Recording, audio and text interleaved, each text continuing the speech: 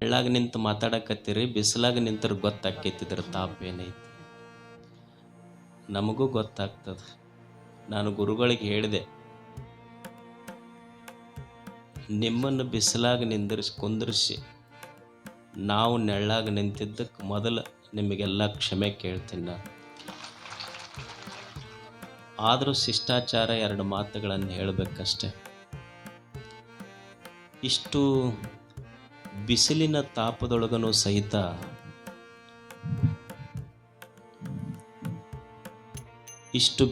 ತಾಪದೊಳಗನೂ ಸಹಿತ ಎರಡು ಶಾಂತಿಯ ಮಾತುಗಳನ್ನು ಕೇಳಬೇಕಂತ ಕುಂತಿರಲ್ಲ. ದೇವರಂದ್ರೆ ಎಲ್ಲಿ ಹೊರಗಿಲ್ಲ. ಈ ತಾಪದೊಳಗೂ ಸಹಿತ ಇಷ್ಟು ಹಸನ್ನ ಮುಖ ಇದೆ. ಇಲ್ಲ, ಈ ಮುಖದ ಮೇಲಿನ ಕಳೆನೇ ನಿಜವಾದ ದೇವರು. ಇದನ್ನು ಬಿಟ್ಟರೆ ಎಲ್ಲಿ ದೇವರು ಇಲ್ಲ.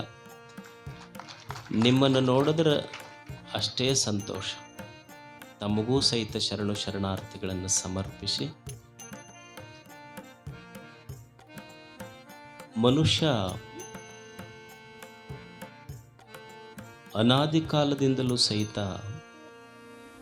ನಮ್ಮಲ್ಲಿ ಒಂದು ಜಿಜ್ಞಾಸೆ ಇದೆ. ಏನು ಜಿಜ್ಞಾಸೆ ಅಂದರೆ, ದೇವನನ್ನ ಅರಿಯಬೇಕು, ಅನುಭವಿಸಬೇಕು, ಆನಂದಿಸಬೇಕು, ಆರಾಧಿಸಬೇಕು. ಸತ್ಯ ದೇವನನ್ನ ಜೀವನದ ಪರಮ ಉದ್ದೇಶ ಅಂದ್ರೆ ಸತ್ಯ ದೇವನನ್ನು ಅರಿಯಬೇಕು, ಅನುಭವಿಸಬೇಕು, ಆನಂದಿಸಬೇಕು, ಆರಾಧಿಸಬೇಕು. ಆನಂದದ ಆರಾಧನೆಯೇ ನಿಜವಾದ ಜೀವನ ಅಂದ್ರೆ ಏನಲ್ಲ, ಆನಂದದ ಆರಾಧನೆ ಇದು. ಜೀವನದೊಳಗೆ ಆನಂದ ತುಂಬಿತು ಅಂದ್ರೆ ಅದೇ ಆರಾಧನೆ. ಅದು ನಿಸರ್ಗವನ್ನು ನೋಡಿ ಎಷ್ಟು ಆನಂದ ಭರಿತವಾಗಿದೆ ನಿಸರ್ಗ. ನಿಸರ್ಗದಲ್ಲಿ ಕಾಣದ ಆನಂದ, ಕಾಣುವ ಆನಂದ ಮನುಷ್ಯನಲ್ಲಿ ಯಾಕೆ ಕೊರತೆ ಆತು? ನೀವು ದನ ಕಟ್ತೀರಿ ಮನ್ಯಾಗ, ದನಕ್ಕೆ ಏನು ಹಾಕಿರಿ ಅಂದ್ರೆ ನೀವು ಕಬ್ಬಿನ ರೌದಿ ಸೊಪ್ಪಿ ಒಯ್ದು ನಿಮ್ಮ ದನಕ್ಕೆ ಹಾಕಿರಿ. ಅದಕ್ಕೇನು ಹಾಕಿಲ್ಲ, ಕಬ್ಬು ಸಹಿತ ಹಾಕಿಲ್ಲ, ಬರೇ ರೌದಿ. ನೀವು ಹಾಕಿದ ಕಸ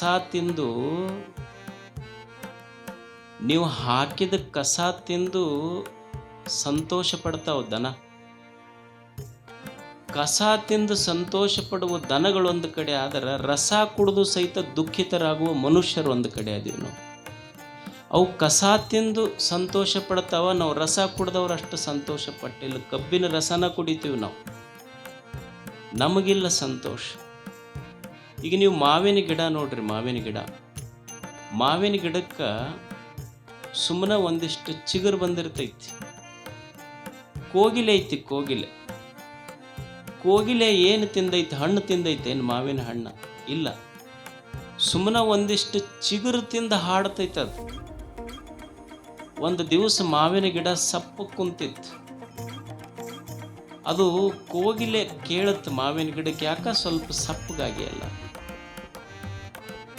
ಏನು ಮಾಡೋದಪ್ಪ, ನಿನಗೆ ಬರೇ ಚಿಗುರು ಕೊಟ್ಟಿನ, ನಾ ಏನೂ ಕೊಟ್ಟಿಲ್ಲ, ಬರೇ ಚಿಗುರು ಕೊಟ್ಟಿದ್ದಕ್ಕೆ ಇಷ್ಟು ಹಾಡಾಕತ್ತೆ ನೀನು.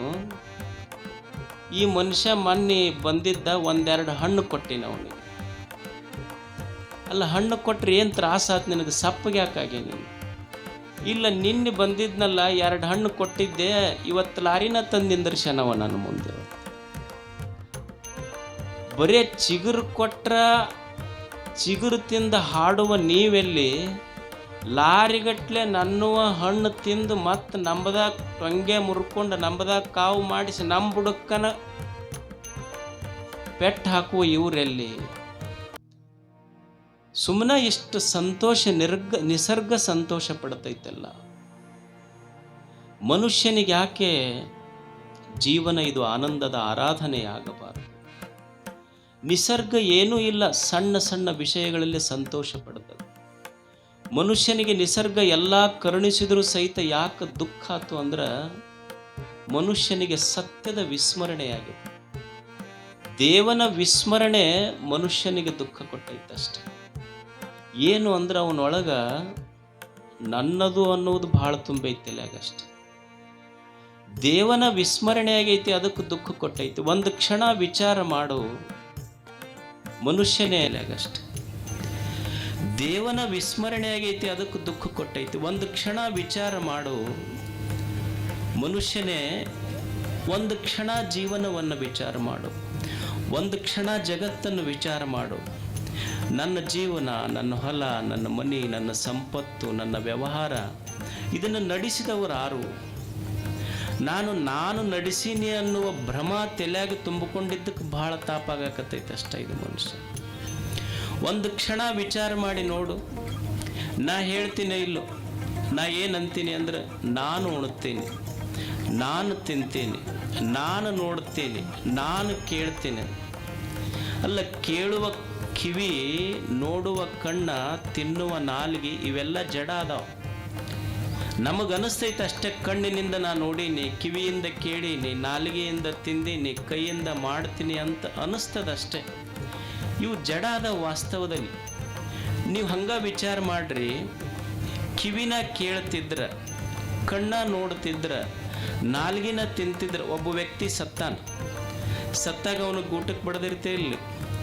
ಮತ್ತು ಕಿವಿನ ಕೇಳ್ತಿದ್ರ, ಮತ್ತು ಅವ್ರು ಹಾಡಾಡ್ಕೊಂಡು ಹತ್ತಿದ್ದು ಯಾಕೆ ಕೇಳಿಲ್ಲ, ಎದ್ದು ಬರ್ಬೇಕಿಲ್ಲ. ಮತ್ತು ನಾಲ್ಗಿನ ತಿಂತಿದ್ರ ಬೆಲ್ಲದ ಪೆಂಟಿ ಒಂದು ಕಣ್ಣಿ ಇಡ್ರಿ, ಇದು ರುಚಿ ಐತೇನಂತ ಹೇಳ್ತಾನ. ಇಲ್ಲ, ಕಣ್ಣಿನಿಂದ ಕಣ್ಣ ನೋಡ್ತಿದ್ರ ಅವ್ರ ಮನ್ಯಾಗ ಹೆಣ್ಮಕ್ಳು ಹಾಡಾಡ್ಕೊಂಡು ಅಳ್ತಿರ್ತಾರಿಲ್ಲ. ಅವ್ರು ಯಾರೋ ಅವ್ರ ಸ್ನೇಹಿತರು ಬಂದಿರ್ತಾರ, ಒಂದು ಸರ ತಗೊಂಡು ಬಂದಿರ್ತಾರ. ನೋಡಿ, ನೀವಿಬ್ಬರು ಬಿಟ್ಟು ಆಗಲೇ ಇರ್ತಿದ್ದಿಲ್ಲ. ಇವತ್ತು ನಿಮ್ಮ ಸ್ನೇಹಿತ ಬಂದಾನೆ, ನಿಮ್ಮ ಪ್ರಾಣ ಸ್ನೇಹಿತ ಬಂದ, ನೋಡ್ರಿ ಕಣ್ಣರ ತೆಗೀರಿ ಅಂತ ಅವ್ರ ಹೆಣ್ಮಕ್ಳು ಹಾಡಾಡ್ಕೊಂಡು ಅಳಾಗ ಕುಂತ ಹೆಣ ಅಕಸ್ಮಾತ್ ಕಣ್ಣು ತೆಗೀತು ಅಂದ್ರೆ ಇವರಿಬ್ರು ಕಣ್ಣು ಮುಚ್ಚಬೇಕಾಗತ್ತ. ಅಂದ್ರೆ ಕಣ್ಣು ನೋಡಿಲ್ಲ, ಕಿವಿ ಕೇಳಿಲ್ಲ.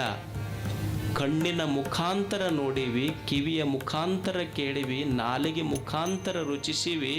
ಈ ಕಣ್ಣು, ಕಿವಿ, ಮೂಗು, ನಾಲಿಗೆ, ಈ ಇಂದ್ರಿಯಗಳ ಹಿಂದ ಇವುಗಳನ್ನು ರುಚಿಸುವ ದೇವ ಒಳಗಿದ್ದಾನ ಅನ್ನೋದು ಗೊತ್ತಿಲ್ಲ ನಮಗಷ್ಟೆ. ಒಳಗೆ ದೇಹ ಹೋದ್ರೆ ದೇಹ ಹೆಣ ಅಷ್ಟೇ, ಇದ್ರೊಳಗೇನೂ ಇಲ್ಲ. ಯಾರು ಈ ದೇಹದೊಳಗಿದ್ದನ್ನು ನಡೆಸ್ತವರು? ಎಷ್ಟು ವಾಯುಗಳು ಇದ್ರೊಳಗೆ, ಪ್ರಾಣ, ಅಪಾನ, ಉದಾನ, ವ್ಯಾನ, ಸಮಾನ. ಒಂದೊಂದು ವಾಯು ಒಂದೊಂದು ಕೆಲಸ ಮಾಡ್ತೈತಿ ದೇಹದೊಳಗೆ. ಒಳಗಿದ್ದನ್ನು ನಡೆಸಿದವ್ರು ಯಾರು ಅನ್ನೋದು ಸ್ವಲ್ಪ ವಿಚಾರ ಮಾಡಬೇಕಲ್ಲ ಮನುಷ್ಯ. ಈಗ ನೀವು ಒಂದು ಸೈಕಲ್ ತಗೊಂಡು ಹೋಗ್ತೀರಿ. ಒಂದು ಸೈಕಲ್ ತಗೊಂಡು ಹೋಗುವಾಗ ಒಂದು ಸಣ್ಣ ಮುಳ್ಳು ನಟ್ಟೈತೆ ಅಷ್ಟ, ಭಾಳ ದೊಡ್ಡದಿಲ್ಲ. ಒಂದು ಸಣ್ಣ ಮುಳ್ಳು ನಟ್ಟಿದ್ದಕ್ಕೆ ನಿಮ್ಮ ಸೈಕಲ್ ಟ್ಯೂಬ್ ಪಂಚರ್ ಆಗ್ತೈತಿ, ಹವಾ ಹೋಗ್ತೈತಿ. ಆದ್ರೆ ಆಶ್ಚರ್ಯ ಅಂದ್ರೆ ದೇವರು ದೇಹ ಅನ್ನುವಂಥ ಒಂದು ತೊಗಲಿನ ಟ್ಯೂಬ್ ನಿರ್ಮಾಣ ಮಾಡಿ ಇದರಾಗ 9 ರಂಧ್ರಗಳನ್ನಿಟ್ಟು ಸಹಿತ ಇದನ್ನು ಒಟ್ಟ ಪಂಚರ್ ಆಗಲಾರ್ದಂಗೆ ಇಟ್ಟವನಲ್ಲ. ಆ ದೇವನಿಗಾಗಿ ನೆನೆಸಬೇಕಲ್ಲ ಮನುಷ್ಯ. ಇದನ್ನು ನಡೆಸಿದವನಾರು ಹೇಳಿ. ನನ್ನ ದೇಹವನ್ನು ನಡೆಸಿದ ಶಕ್ತಿ ಒಳಗೈತೆಲ್ಲ, ಅದು ದೇವರು.